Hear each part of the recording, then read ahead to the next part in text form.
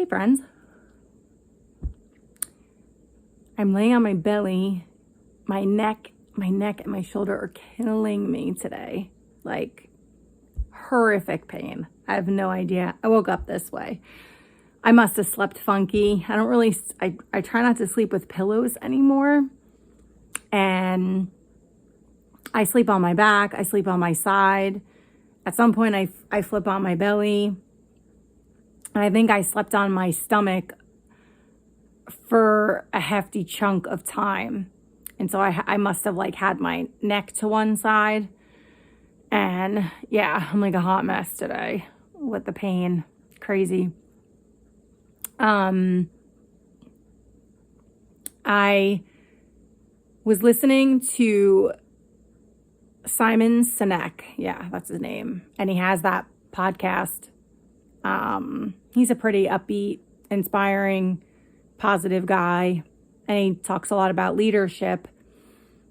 And he had Stephen Bartlett on. And I so enjoyed the conversation because there was a moment at the end where they had worked on something together and there was an issue with the sound for a podcast.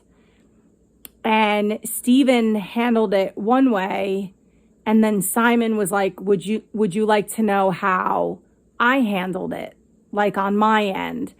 And Simon really didn't agree with how Stephen handled it.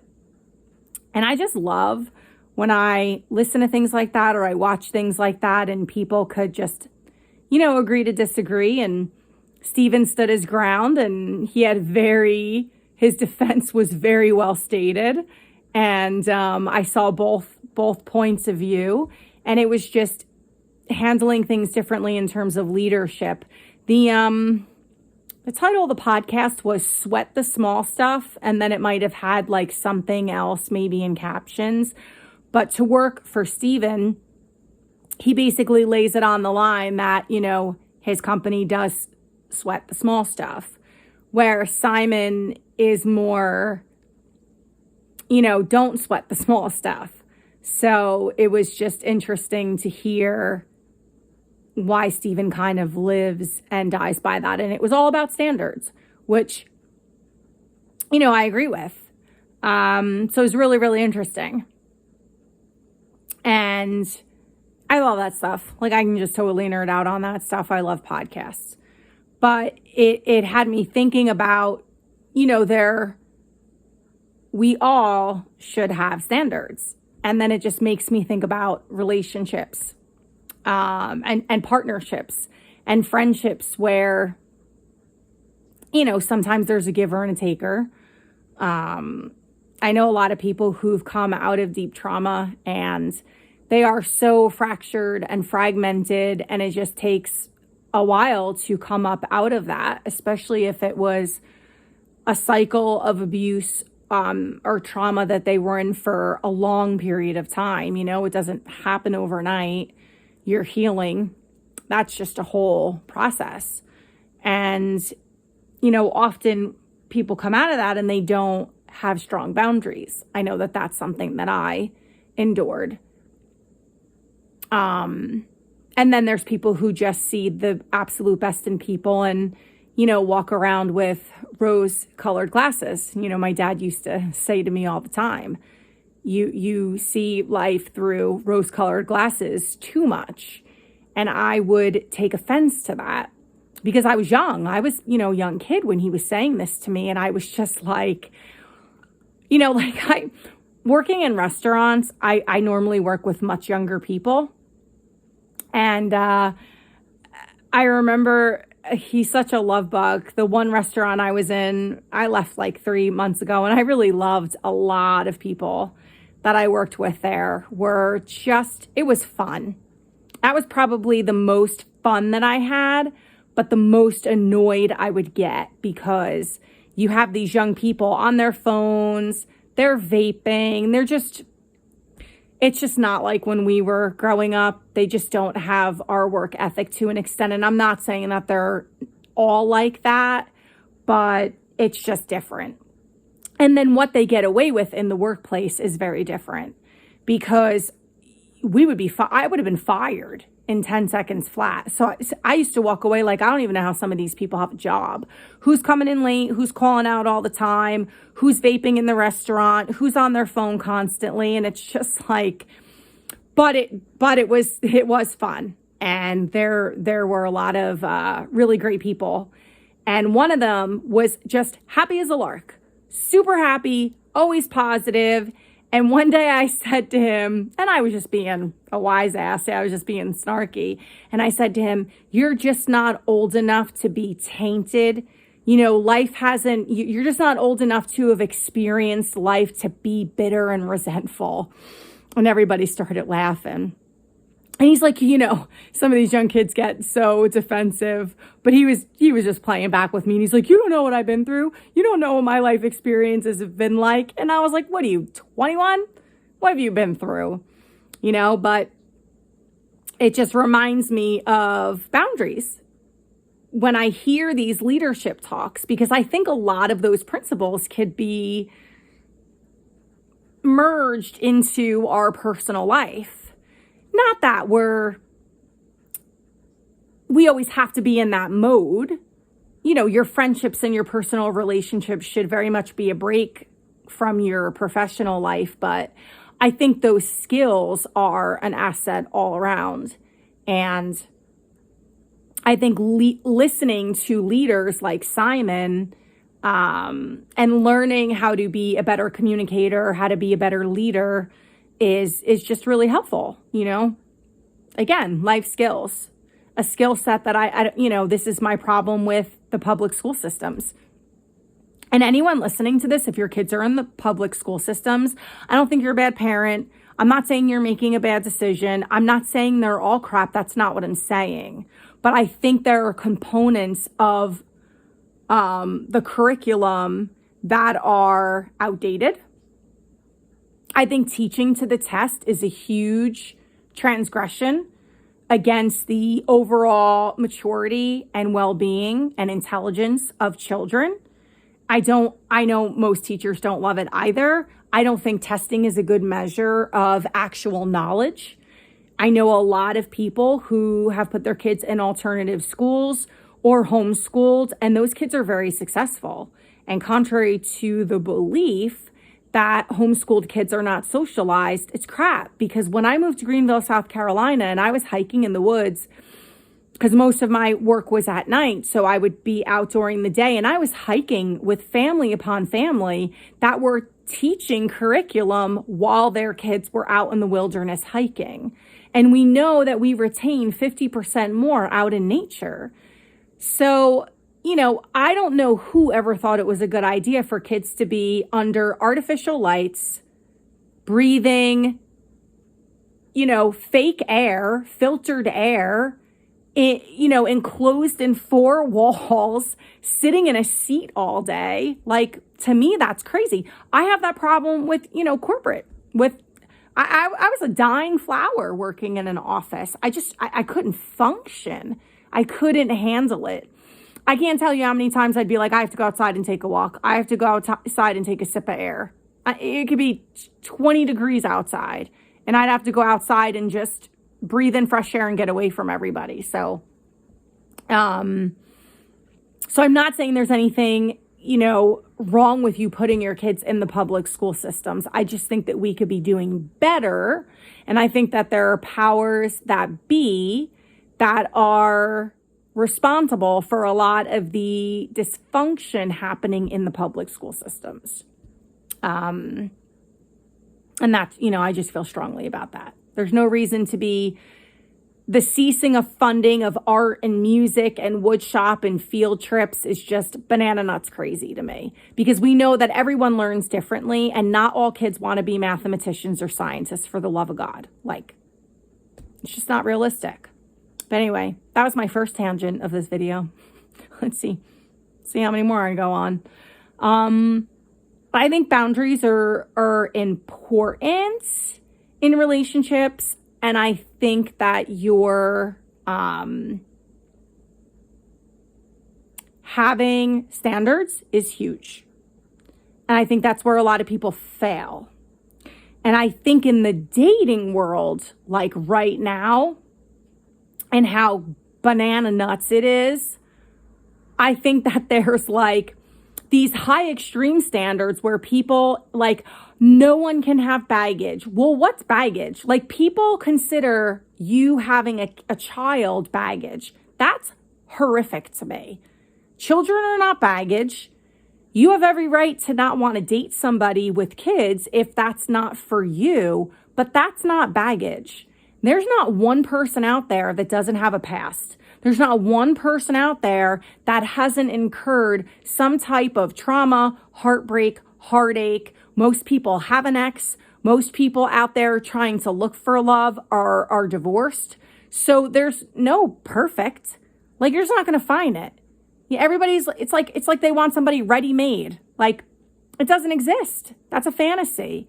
And then you have people with such low standards, and then they wonder why they're getting hurt all of the time. Like, for example, on Bumble, and I'm not on online dating. It's really funny. I never wanted to do it. And I had friends like, well, he's not going to drop out of thin air. When you're not doing anything, I would get crap all the time. Well, what are you doing to find somebody? You're not doing anything. Those days of meeting somebody organically are over. So I finally, hopped on. This was years ago. I hopped on online dating. I have so many funny stories. I should just write a book or just make video after video about all the stories. I even did speed dating. Oh God, I almost had an aneurysm. I was the first person to arrive. That was me and my personality. Like, I'm going to scope this mother out, right? I'm going to stand back and I'm going to be the observer. And then I was the first person to leave. I was like, that was way too much frenetic energy for me. It's just not, that is so not my personality, but everybody's like, you got to try something different. Oh, Lord. I went home and I don't know. I think I ate chocolate. Oh, I did something. I was scarred. I was scarred for a couple days after that. It's just not my personality. But I tried something different. So, and I didn't meet anyone that I stayed in touch with. It was like, whatever. But I even let somebody set me up on a blind date. I will tell you this story. This is pretty hilarious. All my friends back home were like, does this person know anything about you? I'm like, oh yeah, I was her yoga teacher. So I'm into health. I'm into wellness. Everyone knows my jam. And she sets me up with this guy who had a stroke, a heart attack. He's got 5 kids from like 3 different women. Now, hear me out. I am not judging. I'm not judging. And I was much younger than this guy. Where I am in my life right now, I love kids. I'm very open to dating somebody with kids. That would never hold me back. I don't care. That's not a deal breaker for me. But he was zinging me for being single for so long. And I'm like, you have 5 kids with 3 different women. And so, and I give everyone the benefit of the doubt. I swear to you, I did not pass judgment. In my mind, this is exactly what I said to myself. Okay, Kerry, everyone has a past. Give him the benefit of the doubt. Hear him out. He's asking you a lot of questions. You're being interviewed. Dish it back. Every single relationship was that person's fault. He didn't take responsibility for anything. One was a narcissist. One was a control freak. Who cheated on him? Who did this? Who did that? It was never him. Like, it was never him. And I was like, no. You can't have 3 failed marriages and not look at yourself and say, what role am I playing in this? Even me with my ex-husband, it took 2. There's diagnosable things on one person's end. I'm not interested in throwing anyone under the bus. It's been 15 years since I've been divorced. I have no interest in revisiting any of that. But there were professionals involved, and I know what I know. Let's just say that. And I did the right thing. For safety, I had to go. That it wasn't a good situation. So, but I also know that I wasn't perfect. I also know that I made mistakes and errors in our relationship, and there were a lot of things that I needed to work on. And I never denied that. When I was in intense therapy during that time, I was relaying what was happening. And then I had one phenomenal therapist who was like navigating me to compassionately own my end of it and giving me tools to cope. But there was a time where, it was all my ex-husband. It was all him and his problems and his stuff. And that's why when you go to Al-Anon, a lot of it puts the focus back on you, and living your life and fixing yourself, because you cannot control or fix another person. So that is what I did like about the meetings that I did attend. I said this in another video. I preferred the meetings with the wise elders. There were some meetings that I didn't always love going to those meetings. But I did find one really, really good one. So there's like this weird spectrum of like insane standards and then no standards. I mean, there are people who will have this laundry list of things that I will not put up with and I will not tolerate. And I get it. A lot of people in the dating world have been put through the ringer. It's not easy out there. I totally get it. There was this one guy. I'm often told that I'm intimidating, and I really don't know what to do with that. I don't know what to do with that. It is a turnoff to hear that. I talked to many women with strong personalities who are told the same thing and kind of feel the same way. It is a bit of a turnoff, but I did have this amazing conversation. I met this guy online years ago, and he did say he was intimidated by me, but then like I knew I would be able to ask him why and like go deeper and understand where he was coming from. Because it was weird. Like, we don't talk at all. And we spoke like every day for a week. And then he was just like, yeah, let's have sex. And I was like, no, I told you day one, I wasn't interested in that. Like, that's not why I'm on here. And that was that. So, but at least he finally was honest. And we only met up once. And that's because I was like, am I your pen pal? Or I'm actually going to meet you? Or is this like a fake profile? Like, what's happening?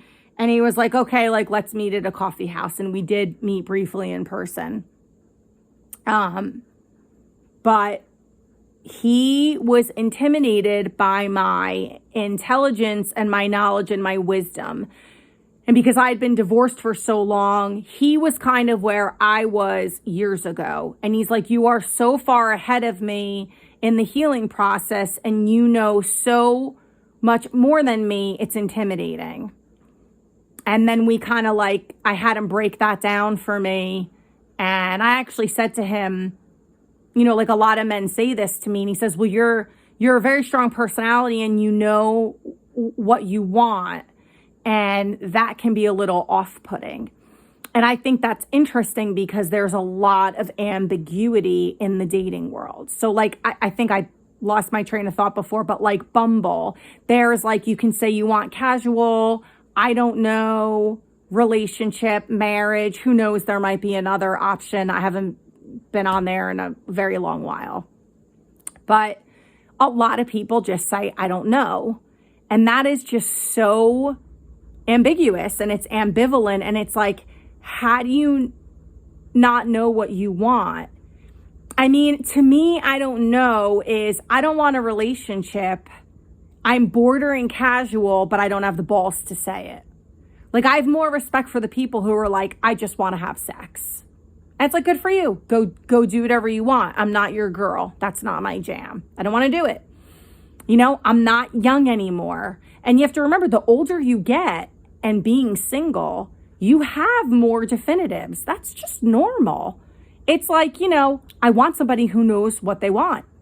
I like a guy who's intelligent and ambitious. I like a man to be a man, but not a wife beater. I have certain things.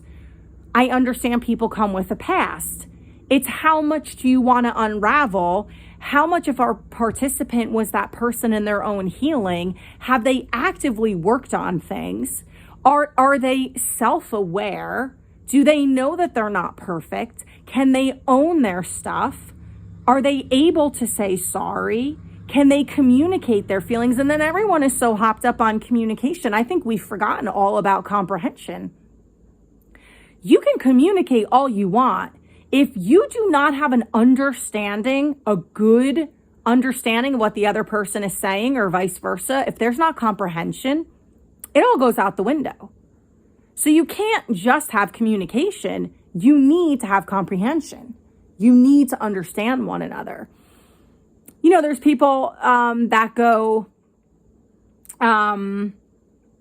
like whole hog, first date. This is what I want. This is what I'm looking for. This is what I won't put up with. I think that's the biggest mistake. And that was a big turnoff for a lot of people. I know for me, I had so many men like, I'm not going to put up with this and I won't put up with that. And it was like, tell me what you are looking for.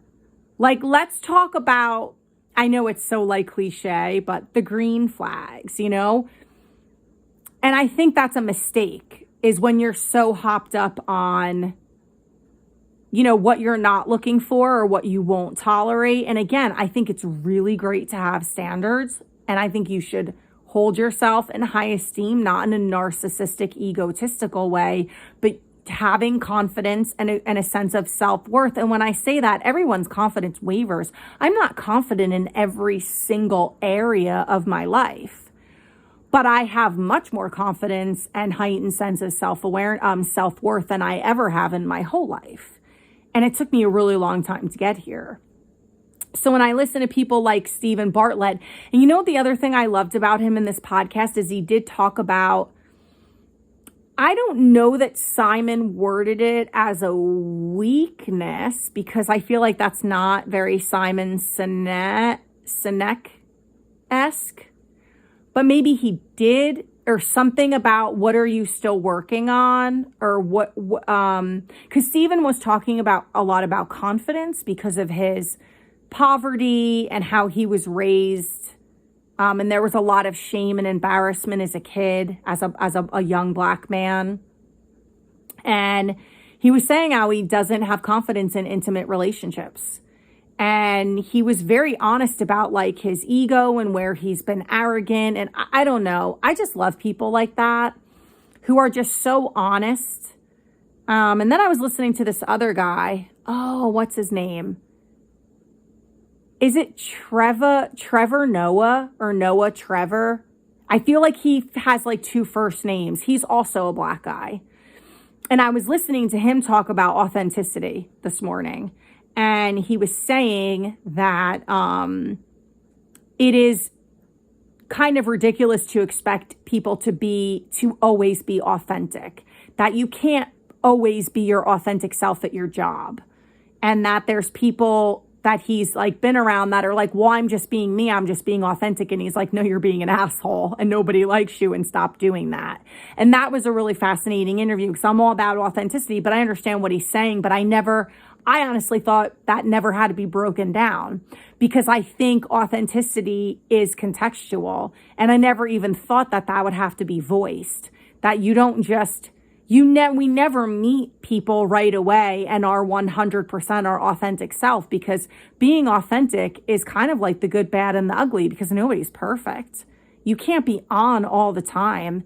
Everybody has shadow, it's very Jungian, Carl Jung. I just love him. I love that psychology and always doing the shadow work. And Jordan Peterson goes really deep and dark into the depths of that. And I love that. I love that, that kind of mind that can go to these places. I think Jordan Peterson just thinks we're all like a nihilistic, and, he really sees the the disdain of humanity, but somehow hangs in there. But I love him for that, you know. I know a lot of women hate Jordan Peterson, but I love when he takes on all the feminists. I kind of get a big chuckle, to be honest. You know, that's another thing I was going to do a whole video on, that is like, you know, the stigma of yoga teachers. Because I think a lot of people have met me and they're like, oh, you don't look like a yoga teacher. I'm like, oh, that's so interesting. What is a yoga teacher supposed to look like? And they're like, and you don't act like a yoga teacher. And I'm like, what is a yoga teacher supposed to act like? And I think a lot of it is because, like, I like to shoot guns, I curse, I eat a ton of red meat. You know, I'm not like some vegan oming and in constant meditation, floating on a cloud through life. So that's always very interesting too. But so I think a lot of people are surprised at how more conservative I am in certain things, because there's this idea out there that all of these yogis are like super liberal, and not to make this political, but a lot of yogis lean very, very left. I'd like to consider myself somewhere in the middle. And I do like to listen to both sides of certain situations. I don't have a TV, so I'm not hopped up on that stuff. I try to avoid it as much as possible, but when I get into that arena, I can listen to both sides of things. I actually lived in an Airbnb with a hardcore liberal, and because I drove a Subaru and I was a yoga teacher, he assumed that I shared all of his thoughts, ideas, and beliefs. And the first time I lived there, I just dealt with it and I listened to it. I was very compassionate to his woes, but when I say he leaned left, like he leaned way left. And then I had left there and I went back in months later because I genuinely liked him and I could separate all that stuff out. Like, okay, fine. Like, that's your belief. I don't agree, but I never said that outright to him. But I can just, you know, I'm a people person. I can just endure. Like, I can have compassion. I can be patient. But the second time I moved in there, it got worse, like way worse. Like, it was bad. And he wanted to talk to me about politics all the time. And what I find so interesting is that people like him, he was like, everyone, and I don't care who voted for Trump. I don't ever want my videos to be about that. But I was so taken aback that, like, he said this to me out loud to my face. He's like, everyone who's ever voted for Trump should just, like, be annihilated from the planet. Like, they should all just be dead. And I just, for the first time, finally, you know, because I would just take it in, walk away and just be like, let it go, let it go, let it go. Sage. That is a yogi thing. Sometimes I like Palo Santo better, but sometimes I will do that kind of stuff, but not in a crazy, you know, crazy way that you think of when you think of yogis. But I do like my Palo Santo. And I finally said to him, like, well, this is so interesting because everything that you are attacking the right for, you're no better. You're no better in saying that. Like, your whole attitude is so poor. You are not being positive at all. You're not uplifting humanity with all of your thoughts and beliefs. And all of the people you say that you're hating, you're doing exactly what they're doing under the guise of something else.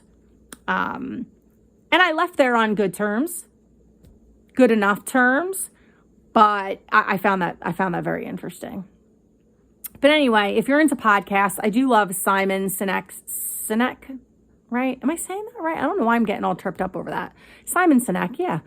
I think it's called A Little Bit of Optimism, his podcast. I just adore him. I don't know. I've always just really loved him.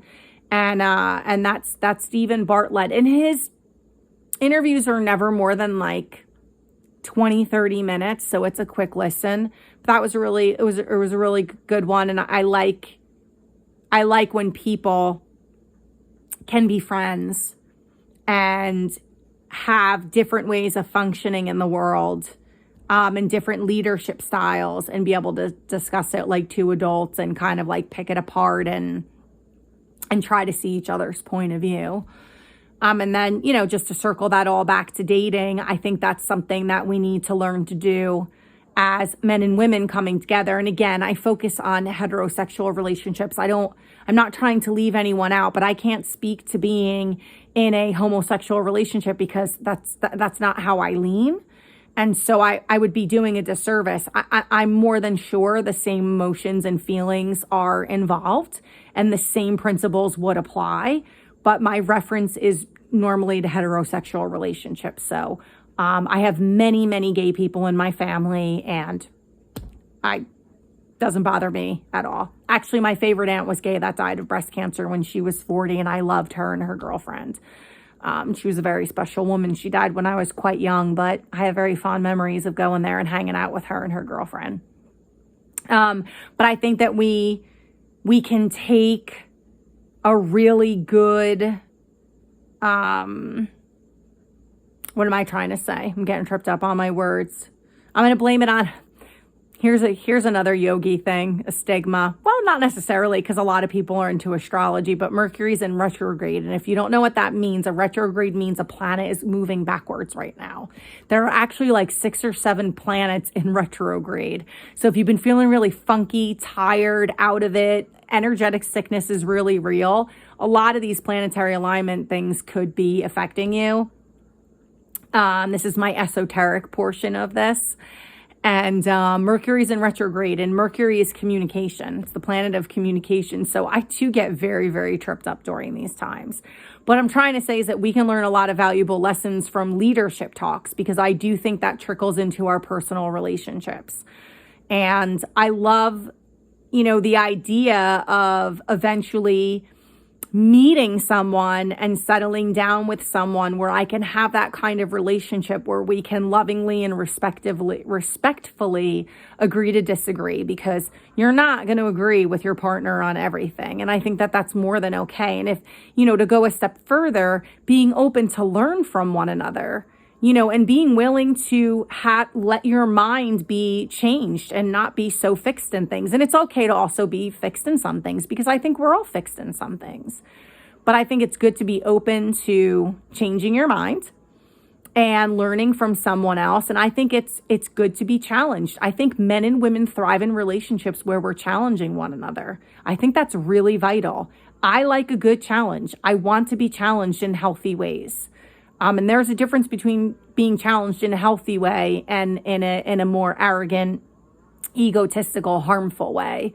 And so, yeah, that's all I've got. I don't know why. I just felt like, I feel like I needed to take my mind off of my horrible pain in my neck and my shoulder. And I hope that when I sleep, I hope I can sleep tonight. I have some little medicinal stuff that I can do, stuff in my little toolbox. So I'm sure that I'll be fine. I was supposed to be at work, and I'm just so done working nights, and this pain was so bad. And I have the whole house to myself because my roommate is away, and I'm really enjoying, and I love her. I love her. She's adorable. We get along really well. We're very respectful of each other's space, and we're both pretty quiet when we're home. So it's not that, but it is, you know, I've lived alone for a really long time. So, well, besides my kids. So it's kind of really nice to have the house to myself. So I'm not at work this evening. I'm talking to you all. And beyond the pain in my shoulder and neck, it feels really good to not be at work. All right, y'all. Ciao.